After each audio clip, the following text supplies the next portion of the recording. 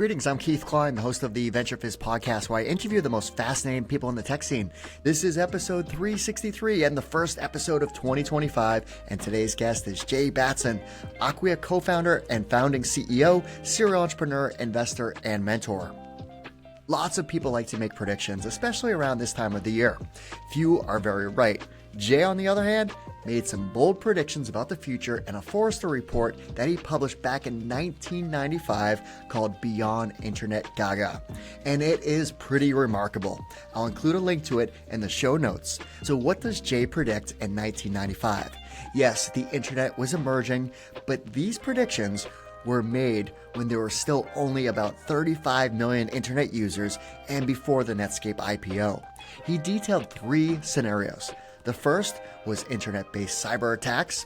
The second was how a younger generation would be glued to the internet, think screen time, and how it would replace the television, plus the emergence of social media and online gaming. And third was the advancement of smart appliances. It really was amazing, and as you'll hear, Jay has a knack for seeing the future and creating businesses that capitalize on shifts in technology. Some of them have been wildly successful, or some maybe just didn't hit. We'll chat about all of them. In this episode of our podcast, we cover lots of great topics, like Jay's background story and how he got started in entrepreneurship by building a company in the energy sector, moving to Boston, and more of his early experiences in the tech industry, all the details about founding PingTel and its innovation in IP phones, and he even pulls out one of the phones for the visual, plus his reflections on why the company didn't succeed, the full story of how he met Dries Buytaert, who was a guest on episode 326, and how they co-founded Acquia together, and lots of the great scaling stories to a ultimate unicorn status, his role post-Acquia as a mentor and investor, why founders should spend more time on their go-to-market strategy, the importance of co-founder and investor alignment, and so much more. All right, quick side note. Is your company hiring? If the answer is yes, then what are you doing to build up your company's employment brand? If you don't have a content strategy, then it is highly likely that you are just flying under the radar. The good news is that VentureFizz can help. A subscription to VentureFizz includes a content playbook for sharing all the details on your company, people, and its culture. We leverage all formats of storytelling to include videos, podcasting, employee profiles, and so much more. Reach out to info@VentureFizz to get all the details. All right, without further ado, here's my interview with Jay. Jay, thanks so much for joining us. Oh, it's my pleasure. I'm really happy to do this. I loved the video that you did with my co-founder, Dries, and so you do a high-quality job. I'm very happy to have the privilege. I'm excited to talk to you because we got a lot to talk about. Obviously, Acquia is being one of those stories, but you've done so much throughout your career, so we've got a lot to talk about. One of the reasons why I love doing this podcast is that as I'm doing my prep for the podcast, I discover things. And I discovered this nugget of gold that I was like, you got to be kidding me. So you worked for Forrester for a stretch, and there was this report that was called Beyond Internet Gaga. This was published in 1995, and it was a 10-year look ahead in terms of predictions. And what you predicted in this report, I'm like, how did he have this crystal ball? So you talked about cyber attacks, consumer internet adoption, environmental computing. So I'm like, one, how are you thinking that far ahead? And do you have predictions for the next 10 years ahead? Well, by the way, thank you for doing the prep. It speaks to who you are as a podcaster. It's great to talk to somebody who does the prep. So it was an interesting time in my career. I had come up through some of the things we'll talk about later through as a product person. But in the time I was doing that, I was at a company called BBN, or Bolt Brannick and Newman, in Cambridge, which was predominantly a government contractor, but it did have some commercial product spinoffs. And one of the things it was known for doing as part of defense contracting, or just government contracting, was to help build what were the early parts of the internet. And so back when it was still predominantly called DARPANET, or Defense Advanced Research Project Agency, NET, it was something where I had access to it. So it was the internet before the internet was privatized. And then I went and had another job in the interim, and then ended up at Forrester. And the internet was proceeding at the rate that it was kind of obvious to me it was going to. But it wasn't obvious to the people in the regular commercial world, because at that point in time, we had things like large dial-up networks or large IBM networks, large X25 networks that were being run by service providers, but they weren't at all the kind of internetworking platform that the internet was. And I tried to convince George Colony at Forrester that this was going to be a thing. And it took a few months for him to believe that the internet was going to be a thing, because it was like this funny, funky thing out here. But then it started to take off. A few things really started to show up in the world, and one of them was just the routers in a router industry. Everybody from Cisco to Nortel to Wellfleet to a whole bunch of companies were selling these like they were going out of style. And I was in the networking service at Forrester, and so it was clear something was happening internally to companies with these IP networks, but it wasn't clear what was happening publicly.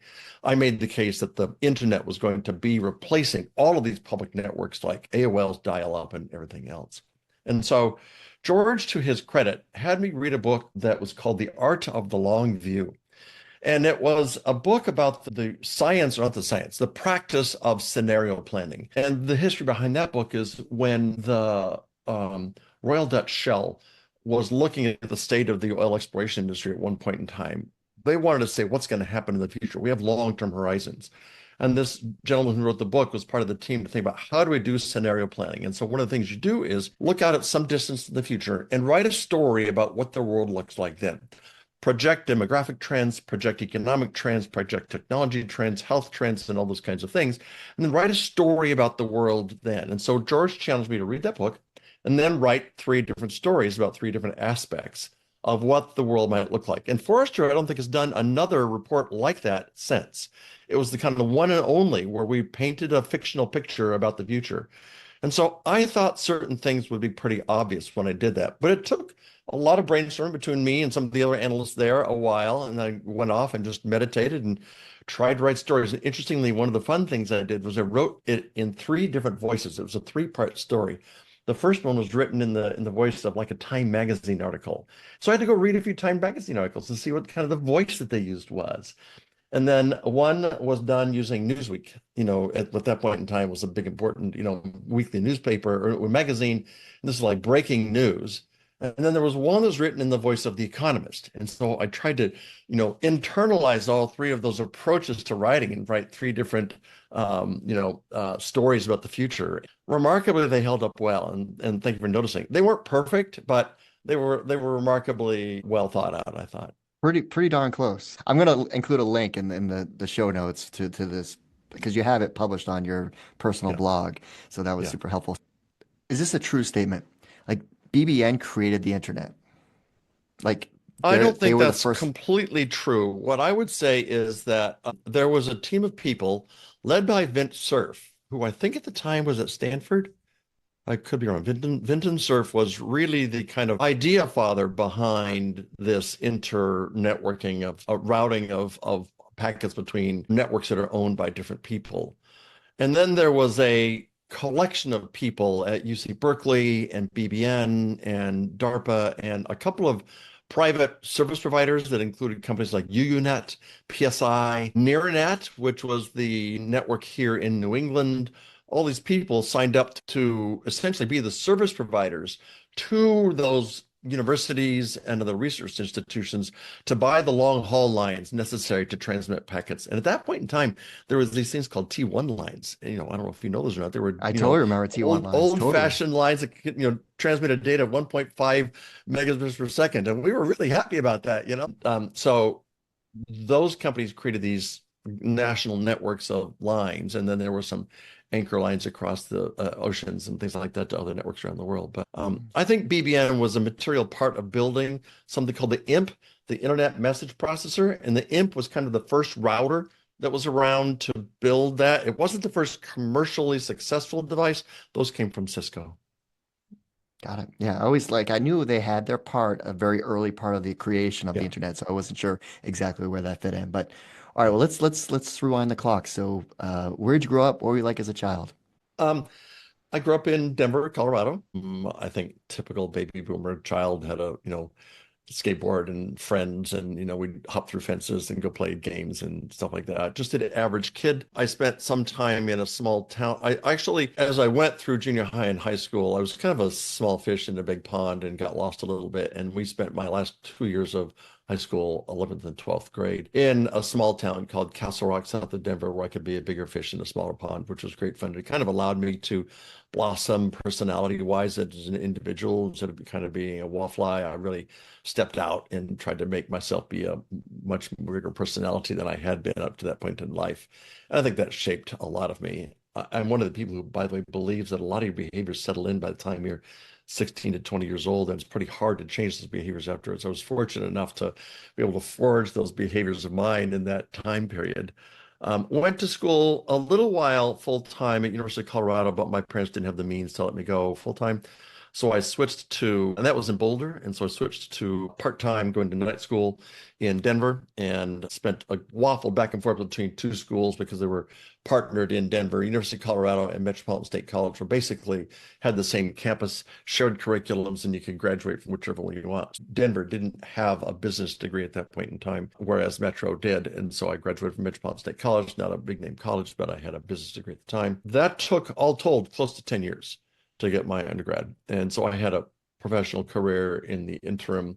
At that point in time, I was in the energy exploration business in the Rocky Mountains. I had a job that had me going out and looking at land records to figure out who owned the minerals underneath a particular area of land. And that involved a lot of contract work when you're making deals with the oil companies. So most of the people in that job were lawyers. And so I applied to law school in order to, do the obvious thing within there. So again, law school at night at University of Denver. It was a 4-year program to get a degree at night. And about halfway through that, started my first company. My parents had been business owners of one type or another. And that, of course, put the bug in me. So I started a business to try to digitize a bunch of the land records that I was accessing by hand in Wyoming. Wyoming was the central state for drilling oil and gas at that time. And we're talking here the mid 80s or 82 to 86, something like that.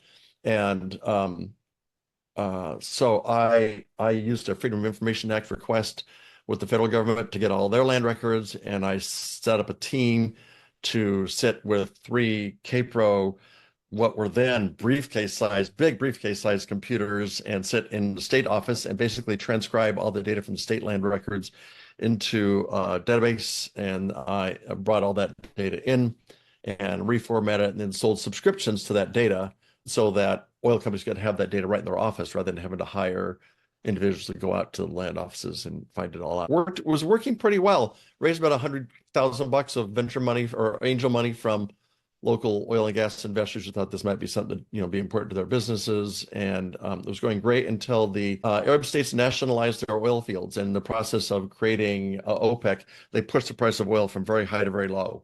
And in order to kind of take control of the market. And when that happened, exploration of the Rockies stopped, and the need for my product just vanished. And so I sold the company, such as it was, to a subsidiary of Dun & Bradstreet that had a paper map version of the thing I was doing with text and print, and basically got the investors' money back. I didn't make any money for them. But in the process, I had been the chief cook and bottle washer programmer. I learned Unix and C and database programming and everything along the way. So after we sold the business, we were looking to move. So I interviewed by the way, in the meantime, I also graduated from law school and passed the bar. So I came to this moment in time, do I continue to pursue a business direction or a legal direction or what? And so I went and interviewed for jobs in law offices in DC and in Boston, went to Boston to interview with tech firms, and kind of had this aha moment for me, which was like what I call the basket of goods theory. If you're getting offers for jobs that are roughly the same amount of money, and you can have the basket of goods that you want in life, pick the job that you go to sleep thinking about. And I didn't think about law. I was thinking about computers. And so I washed my hands of law and moved to Boston, took a job at CompuGraphic, which was a 6-month temp job. And then I went to work for BBN after that. So that's how I got to Boston in the tech industry. That's grit, though. That's grit. Going to school part-time while building a company and completing your law degree, that's just great foundational experience right there. What having the law degree teaches me is how, when I need to call a lawyer, not to be a lawyer. This is simple. I can do this. This is not rocket science. This is something, and I don't know what I don't know. I need to call somebody. And so it saved on law fees. All right. So we talked about BBN a little bit, but what were you working on while you were spending time there? I worked for, pardon me, I worked for a subsidiary called BBN Advanced Computers, and they had in the next version of the IMP processor I talked about before, something that was a multi-board version of this. They put a whole bunch of what amounted to single board computers in a rack, and then they connected them with the funny thing called the butterfly switch, and don't need to go into the technology of the switch, but it was a very high-speed communication switch behind the scenes that allowed packets to come in one board, go across the switch and exit another board. So it was kind of the first attempt at a very large scale router.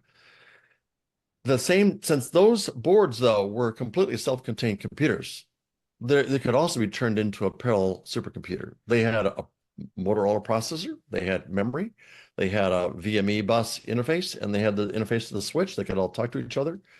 And so BBN set about to port the Mach operating system, which was a version of Unix that the kernel had been changed out and rewritten at Carnegie Mellon University, CMU. And some of the user level stuff had been changed as well. But it was important because it could be used in this parallel computing capacity. And BBN could adapt the memory interface of all that, both silicon and software, so that the memory across all the boards appeared to be one unified memory address space, which was important when you're writing very large scale applications. And so BBN started a subsidiary called BBN Advanced Computers, or BBN ACI. And I worked for them first as an engineer, and then later when we started building very large versions of these, since I like to talk to people, I would go out and do training on these when they went to places like Los Alamos and Livermore and Oregon National Labs and places like that. I'd go with the computer.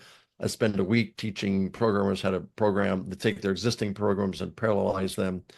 And I, in the process, would bring back all kinds of info about what we needed to make these computers successful in the field, which led to becoming late in BBN ACI's life a product manager. I shifted from being engineer to being product manager. BBN did not succeed with that business, and in the end exited that business. And as they exited, they were a nice place to work. They give you choices about where to go work. I actually looked at going to work for the NearNet subsidiary that was operating the internet at that point in time, but instead went outside BBN to be a product manager at a company that's building the first dial-up routers that you could use. It was a company called Cayman, and there was a thing called AppleTalk, which you could use to hook a modem up to your Mac laptop and dial into the AppleTalk network. They also built IP to AppleTalk routers, and so you could dial up and do both, the AppleTalk stuff, but as well as get onto the internet with them. And so at the time, we were building small density devices. What was AppleTalk?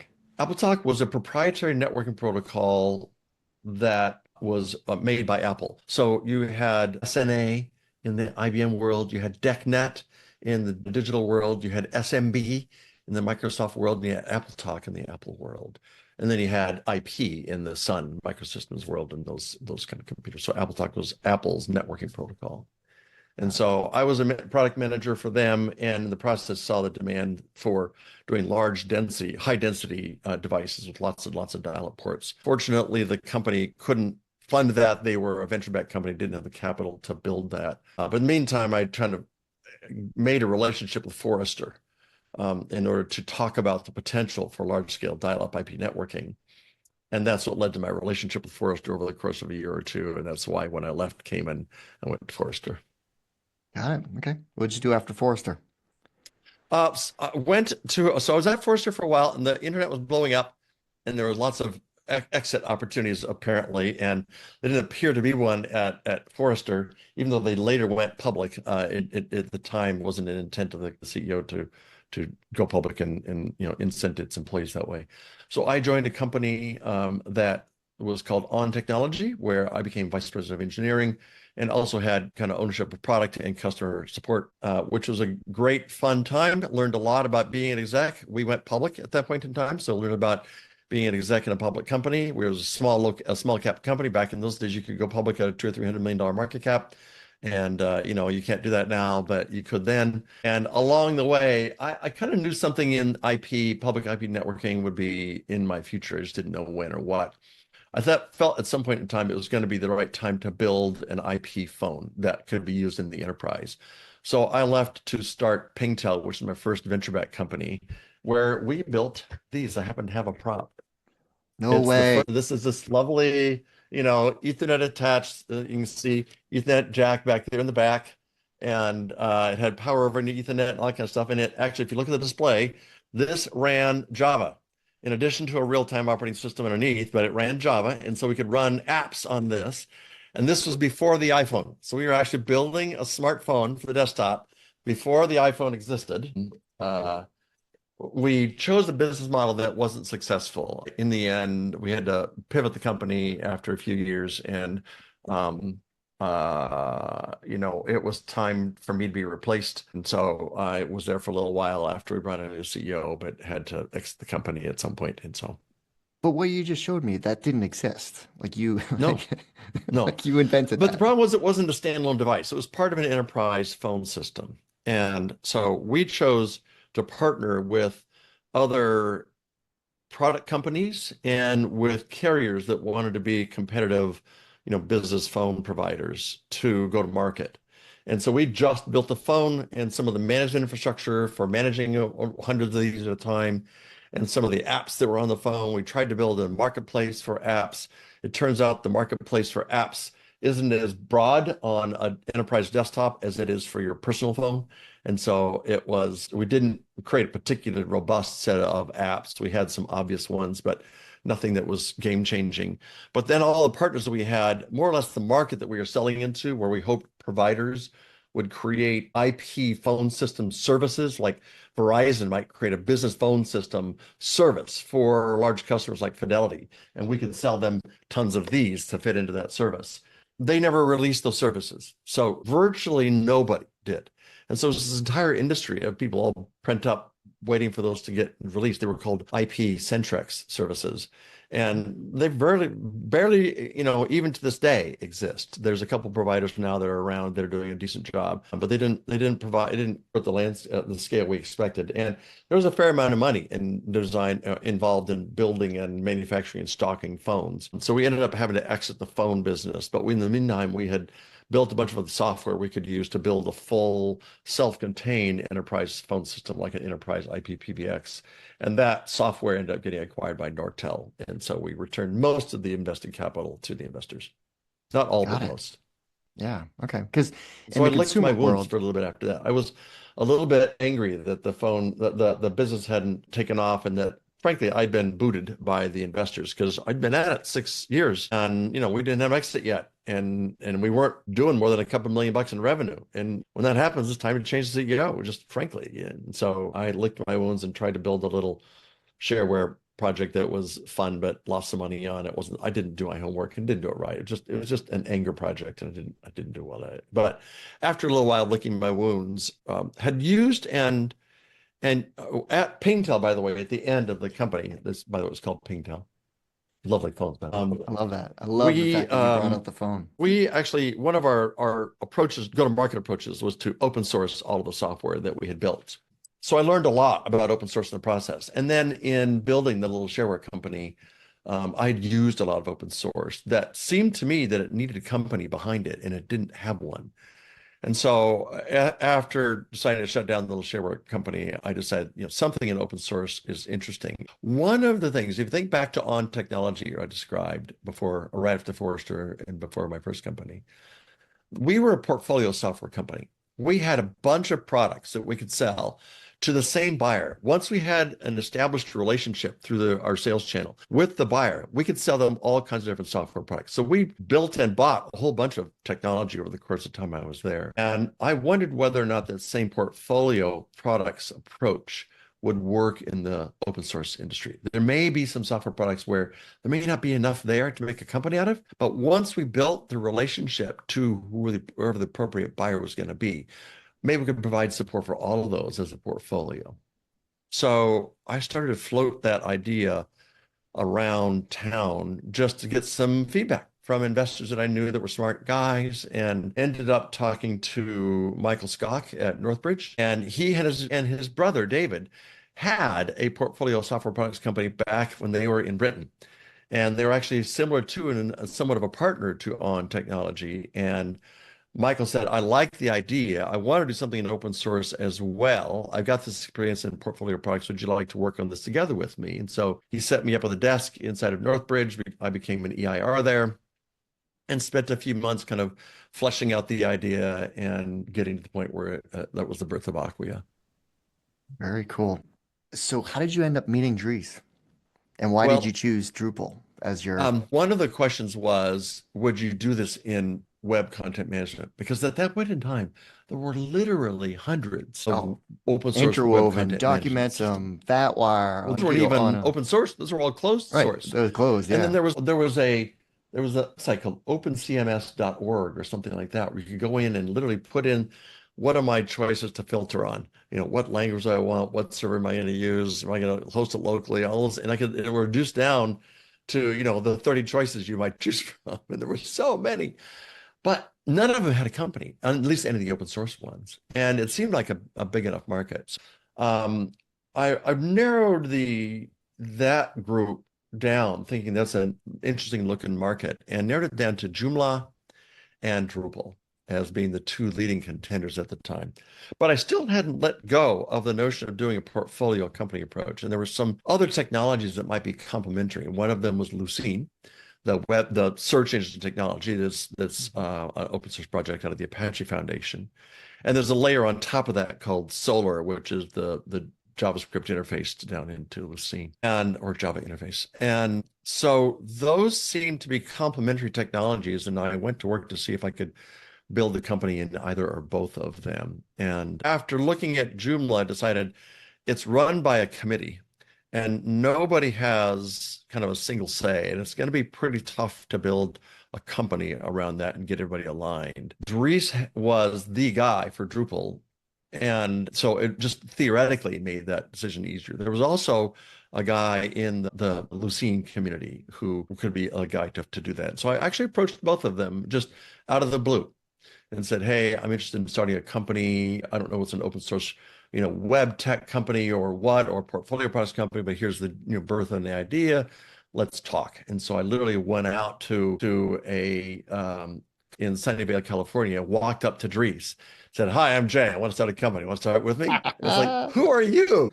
I'm in college. I got this project I do. Who are you? And that kind of thing. And so I spent the week at the conference getting to know as many people in the community as I can, learning about the dynamics of the community, the technology, the industry, the businesses that were there, and then kept asking Dries to, get together with me. And finally, he relented on the last day, and we went to breakfast. And I got to say, basically, here's what I want to do. I want to build a products company, not a professional services company, something like JBoss or something like MySQL or Red Hat or something like that. And I was the only one, I think, talking about that with him like that.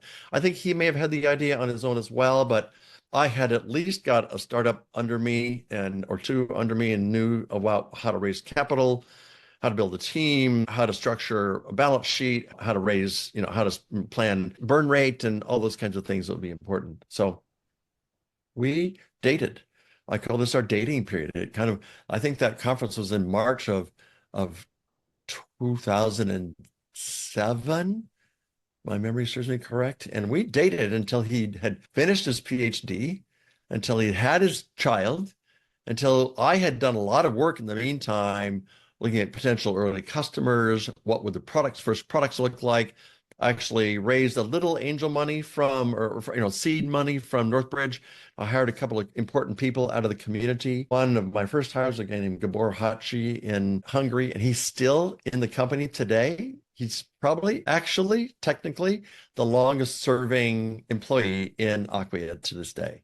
And I hired him in the seed round before Dries was even, fully bought in the company. But we finally made it to a place where he was comfortable with the company idea, what would look like for him as the project leader to be the co-founder of that company, for our roles, what we would do. And so by the mid-fall, we set about raising money earnestly, and we're pretty quickly able to raise a nice sized round with good partners that I'm very happy with. Well, I want to pause here because I think that 6-month dating period, right, was so critical. So I'm going to link to the Dries podcast interview as well, where if you just rushed to build something, that could have been catastrophic because what Dries had built with the Drupal community had so much value, but could have been totally destroyed if it didn't Yeah. approach it right. Because that community, open source, is that they're very serious about their community. And if there was some backlash of, oh, now Dries is trying to just profit off of what we've built here, it could have very different Yeah. effects to build a company. Yeah. And we talked about that a lot for that 6 months. There were interesting questions like Dries owns the trademark Drupal. And my initial thought was he needs to, throw that in as part of the founding capital of the company to give it some defensibility. And he pushed back very hard on that. And it was his logic that by controlling the trademark, it maintained both his ability to do the right thing for the community, as well as make sure the community doesn't see this as a capitulation to, rampant capitalism. And so we agreed to not. That actually was a bit of a sticking point with investors. They really wanted him to as well.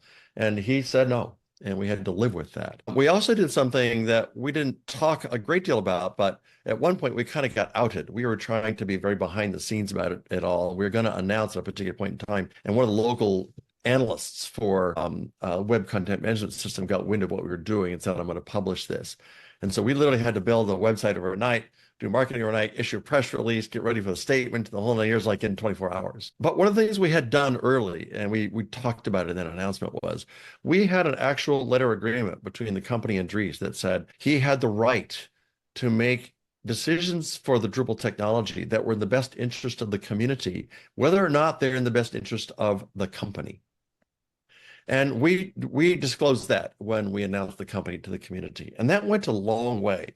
Dries's long-term good behavior with the community, as well as these protections that we'd put in place for the community and for the technology, went a long way to buying us the space that we needed to prove that we were well-intentioned.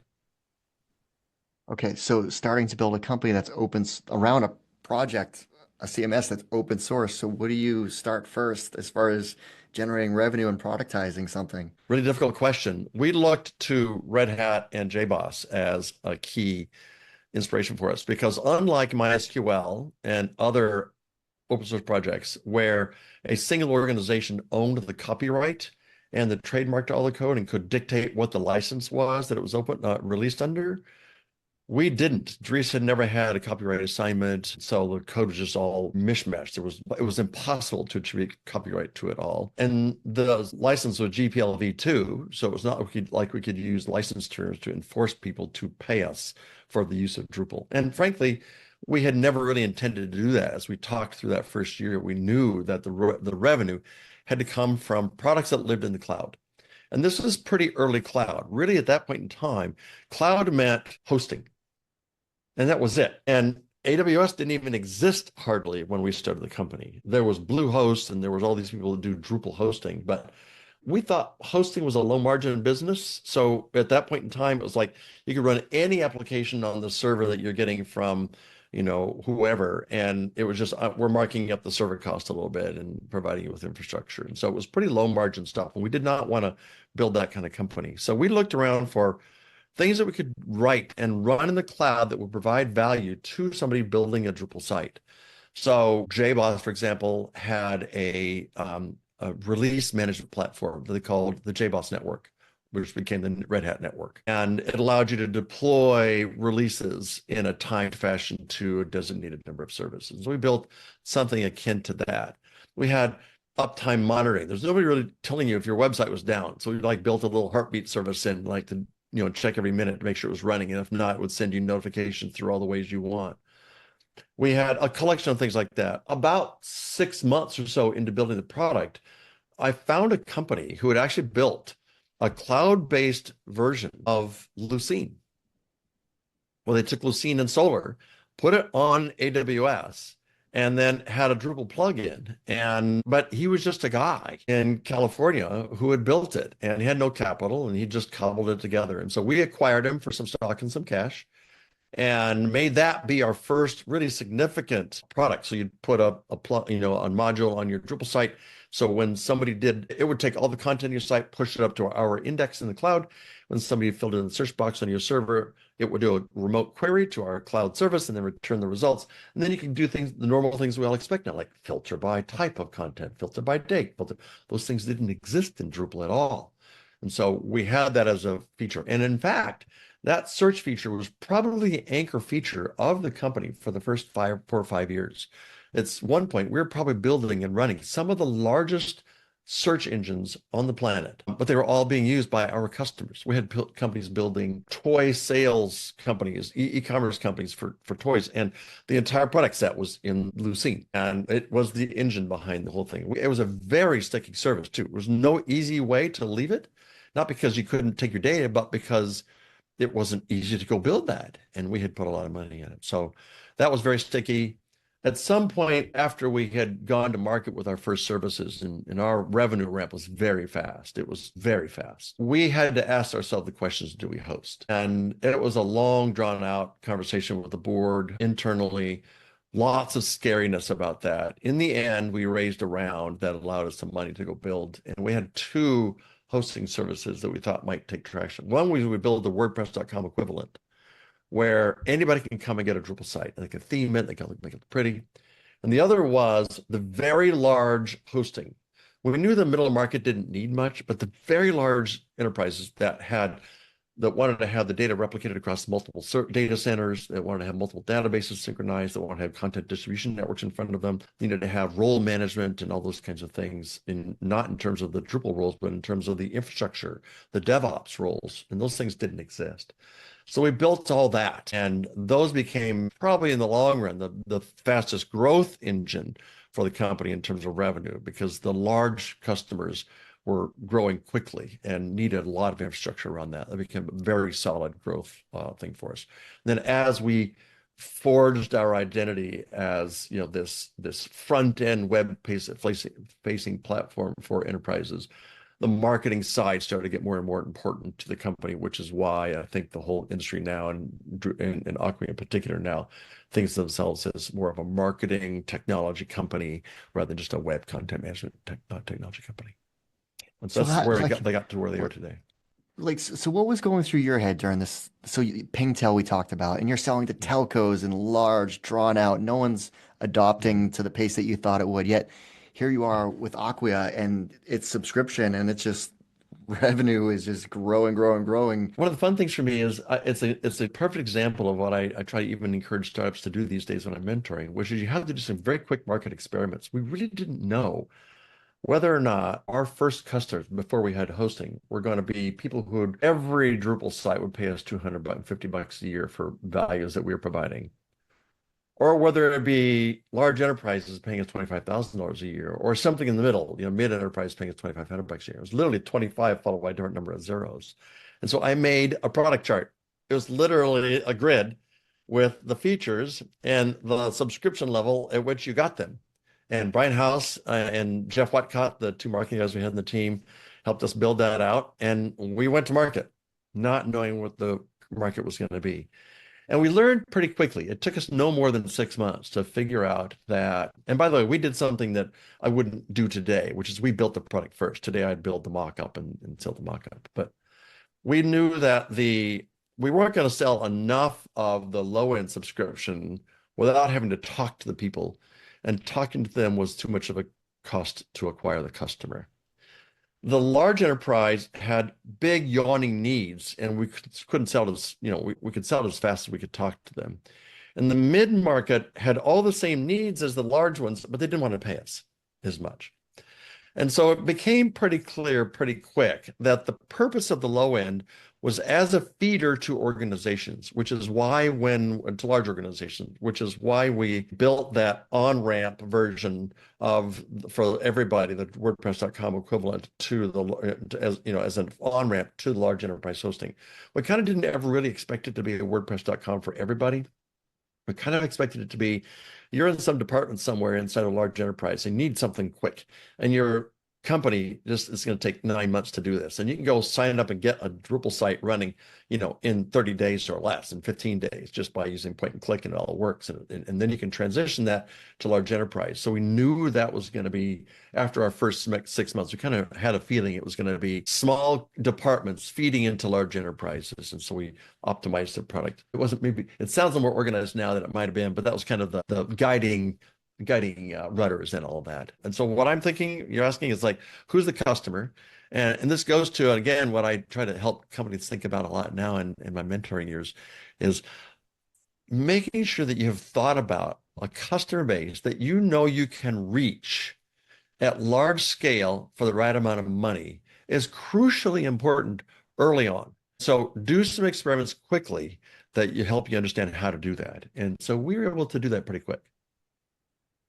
Okay, Which is why I think we were able to grow so quickly.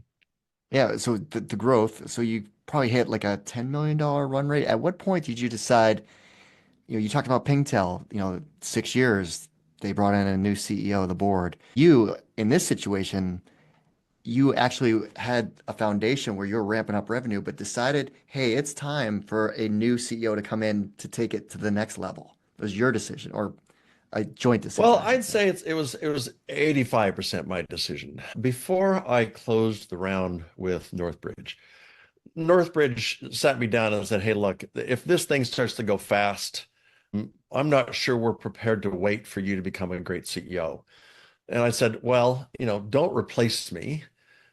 Give me 6 months or a year warning if you think I'm not, cutting it. Give me some time to either fix myself or to go find somebody who I think is going to be the right complement for the company. Because the last thing I want to go through again is where I show up one day and there's a new CEO at the door. That's just the most devastating thing I went through in my career. And by the way, the story on that one at PingTel is just miserable. I'll tell you another time or later if we have time.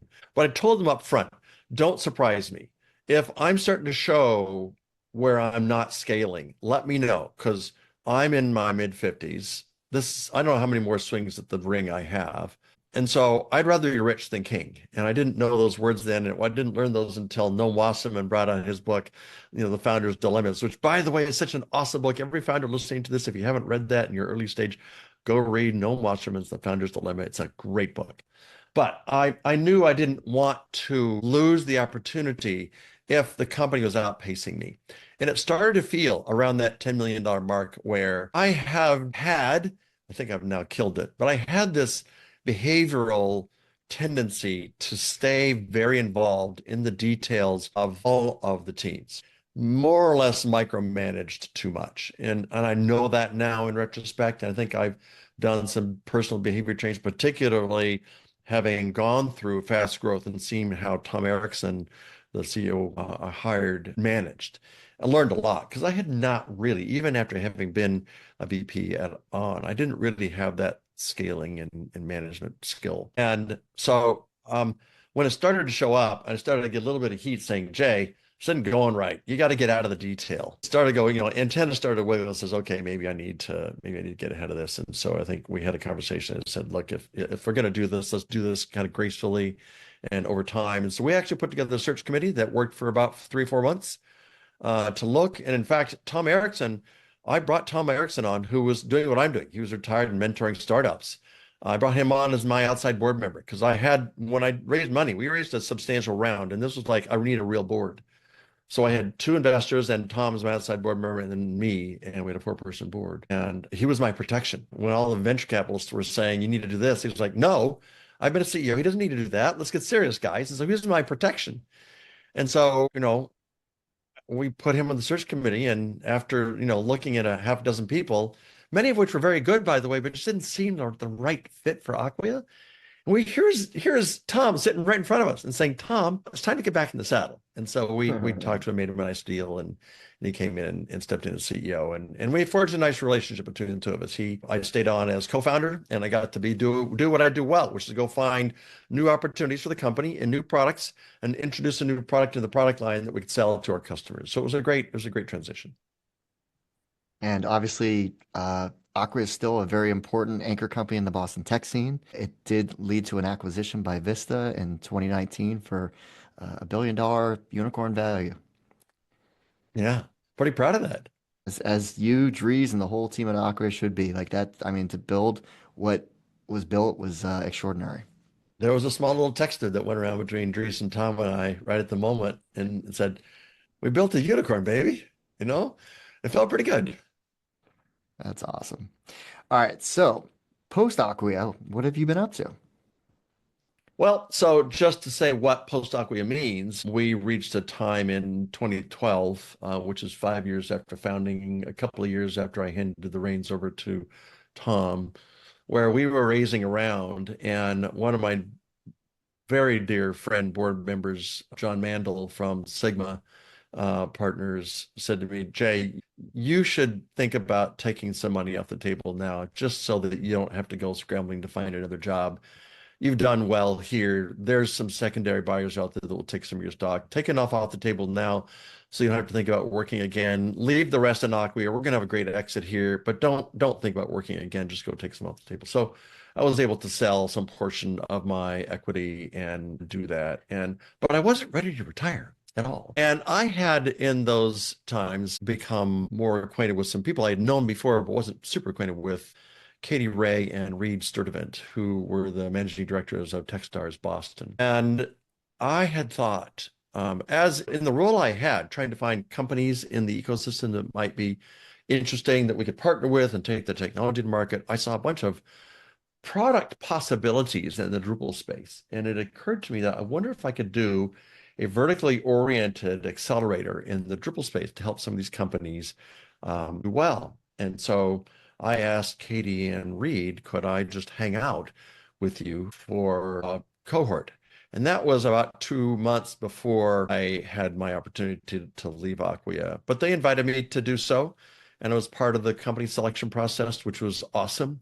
And then I had my first exit and asked if I could just come and hang out full time and watch how the cohort ran. And there wasn't really a role for somebody who was unpaid at Techstars as a mentor, kind of hanging out. And my idea was to learn how to run the accelerator so I could go do a vertical cohort for Drupal. And so they said, "Sure, but you need a title. Let's make one up." And I said, "How about mentor in residence?" Because I'd been an entrepreneur in residence over at Earthbridge, so about mentor in residence. And so title stuck. And in fact, that title grew, and there've been many, many more mentors and residents at Techstars now over the year, but I can claim to be the first numero uno of that. And I maintained that role for many, many cohorts at Techstars, not so much now, but for at least 5 years and continue. But in any case, after the first cohort, I realized the numbers are such that you have to have a very large number of companies to pick the small number that are going to be successful. I didn't think the numbers were there for the Drupal world, but I had gotten fully enamored of helping out early stage companies because I had 2 companies, 3, 4, depending on how you count them, worth of experience about things to not do. Mostly what I wanted to do is to help people not make the mistakes I did. And so I got pretty closely involved in Techstars. I really lived the Techstars ethos, the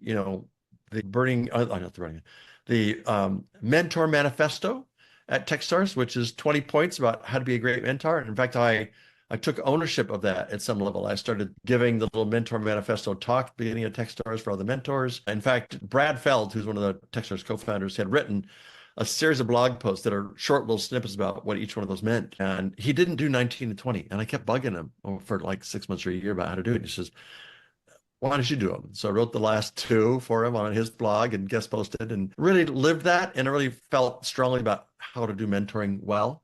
Got involved in some of the other accelerators around and have continued to do that and made occasional angel investments in companies that I've worked with. I don't make too many that are with companies that I haven't had a relationship with already. I've done a little bit more of that now with the Boston group called TBD Angels, where I'm making smaller investments with companies, but I'm not got material money. And at the moment, I have about 30 or so companies I've made some investments in. I don't make them quite as frequently now as I used to, but still from time to time. And my internal rate of return looks pretty good. I'm pretty happy with it. So you've worked with a lot of founders, you've built your own companies. So what's the one piece of advice that founders often miss that you'd want to share? I've probably mentored through Techstars and Mass Challenge close to 500 companies in the last 12 years. And the one thing I think founders don't think about enough, not that they haven't thought about some, but they haven't given a deep enough thought about is, let's assume your product does have product market fit. Have you thought about how to acquire a lot of customers in some efficient way? It's really hard to do that. And I think they don't think enough about what's my go-to-market and what does that look like from product pricing and packaging and sales methodologies and outbound, how you get the message out to people. How are you literally going to get a lot of people to know about you? What does that look like in your particular target audience? And even narrowing that down, your initial customers, your initial 50 customers, you might be able to go search for them one at a time. But if you had to think about an abstract way to find 50 customers that you thought could be repeatable and scaled in some way, what is it? And that just doesn't get enough thought. Go-to-market is way too inadequately thought about customers. Product market fit gets a lot of thought. What the product should be gets thought about a lot. Cash management gets thought about a lot, but go-to-market just doesn't get enough. So if I had one advice, think more deeply and further into the future about go-to-market. One of the things that I gathered in my research getting ready for this podcast was, the advice that you would share about the importance of co-founder alignment, which we talked about you and Dree spending 6 months, getting to know each other, and investor alignment, which I think is something that a lot of entrepreneurs don't think about that. So I hear a lot, right? So there's like, well, we raised capital, it didn't work out, and the investors, maybe had issues with the direction we're heading. Or a lot of times, from what I've learned, it's the co-founders that don't get along that cause the biggest rift in companies. Talk about the importance of those two factors. Let me put this in a couple of different buckets if I can. I'm going to call this the hiring bucket, the co-founding bucket, and the investor bucket.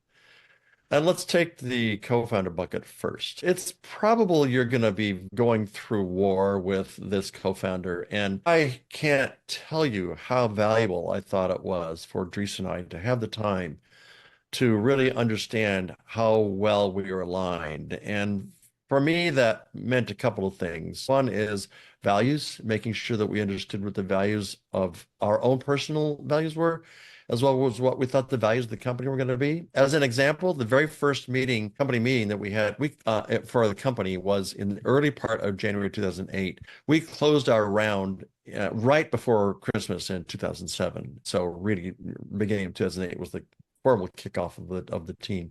And I had made some hires in the time between term sheet and close. And so we had 5 or 6 people to get together in Boston. And the very first thing we did was do a mission, vision, values, a goals exercise. And we spent a couple of days to do it. And one of them was very community first.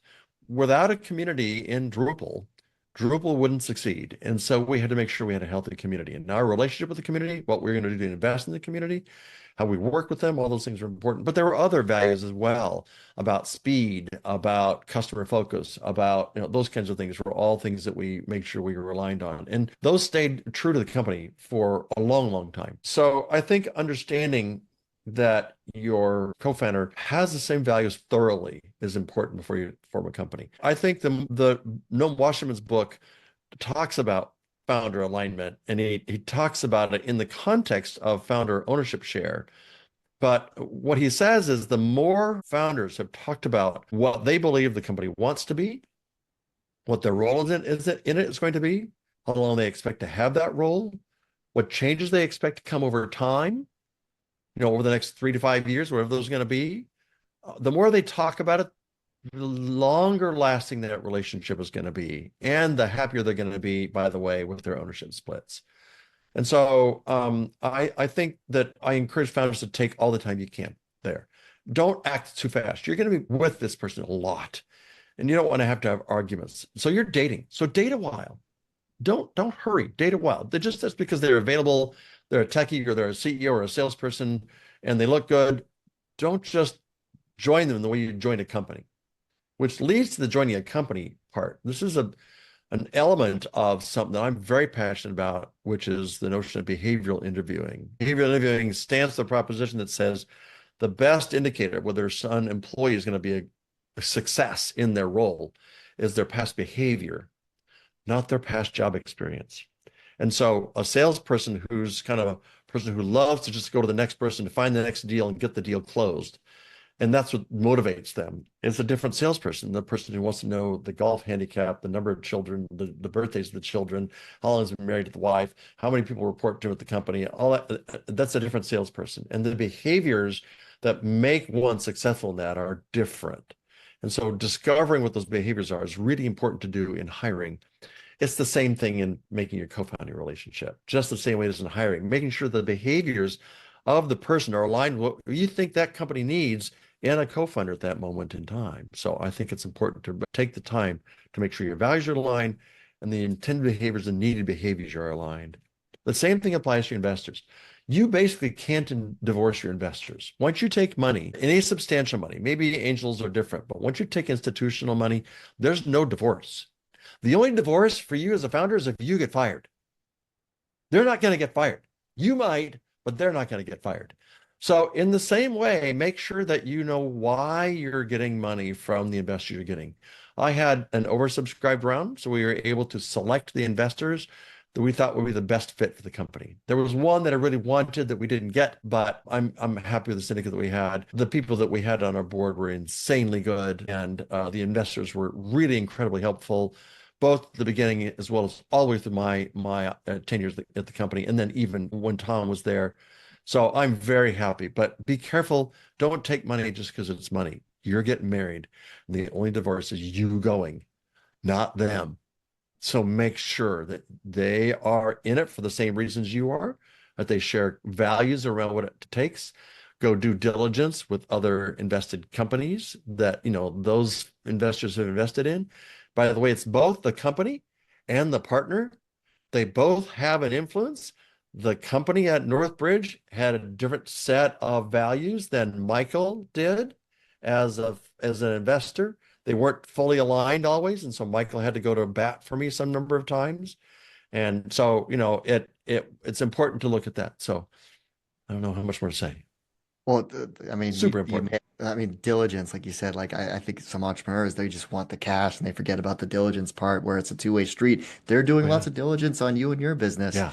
Oh, yeah. You should probably do the same. Now, what were your go-to behavioral interview questions? There's no such thing. There's a great book called WHO. It talks about the process of doing behavioral interviewing, and it turns hiring into the same kind of discipline process that we have for engineering with Agile and Scrum, that we have for marketing with inbound marketing program processes, and what HubSpot teaches you to do. And all these things, we have best practices in the industry for how to do all those things, but we don't have best practices in most companies for how to hire. And so the book does the best job I know of to how to tell you how to do that. The Reader's Digest version of that is to say, at this company, at this moment in time, for this job, you need to ask yourself, what behaviors does this person need that we're going to hire? And the best way to find that is to talk to people. If you're a founder, talk to other founders who are in a similar stage that you're at and say, I right now need a director of product management. What's the best director of PM, product management you ever hired, and why were they so good?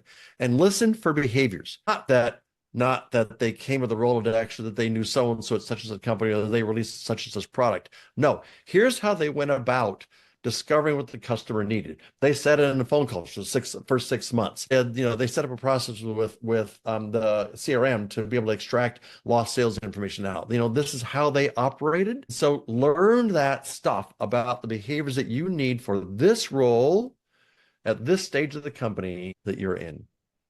Then write those behaviors out in the form of a question that says, tell me about a time when you had to blank. And then that format, that structure you'll be looking for a star response. What was the situation or task that they had to do? What was the action they took? What was the result? And so you're looking for literally what they did. And so you're asking them, so tell me about a time when you had to take a new product to market that you arrived to run when you were at a company, or tell me about a time when you had to make a pricing change inside of the product that you're responsible for, or tell me about a time that whatever. And Watch for those personal pronoun. I did this in this situation. This is the action, the result that we had. And don't take the we as a department, we as a group did this. I want to know what you did because I'm looking for your behaviors, not whether the company was successful. Because sometimes a company might fail in what they did for all kinds of reasons, but I want to know what you did and how you approached that job. So ask around, find out who the best people were. By the way, it's also a great way to start building a funnel of possible candidates of people you might want to hire. But in the end, you'll be able to create a great job description full of the actual tasks they need to do, but also have those questions that help you elicit whether the person has the behaviors that you want. It will improve your hiring from 50-50 to 80-20. I was at an event put on by Underscore, venture capital firm here recently, and they had a panel on hiring. Here was a person who was a CEO, finance CEO, who started off by saying, I think hiring is 50-50. You never know. It's a coin flip. And then right next to him was a woman who was in charge of team at another startup and says, you need to read this book, the Who book, because we've gone from 50-50 to 80%, and here's how you do it. And so basically said what I said. And so you can improve your hit rate, your success rate on hire dramatically if you do it. I was in that session, so I remember that well. So true. And that was like a masterclass, a mini masterclass. Now I usually ask the guests, book recommendations. You've already rattled off, I think, 3 of them, so we're good there. What are 3 apps you can't live without? Can't be your I missed calendar. one recommendation I want to give you.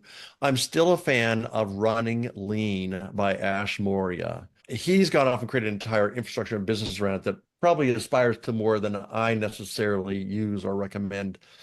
But the lean canvas is really awesome. Not the business model canvas. People get this mistaken all the time. It's the lean canvas out of the book Running Lean, not the lean startup, but Running Lean, is such an amazing way for founding teams to put everything about their business down in one place.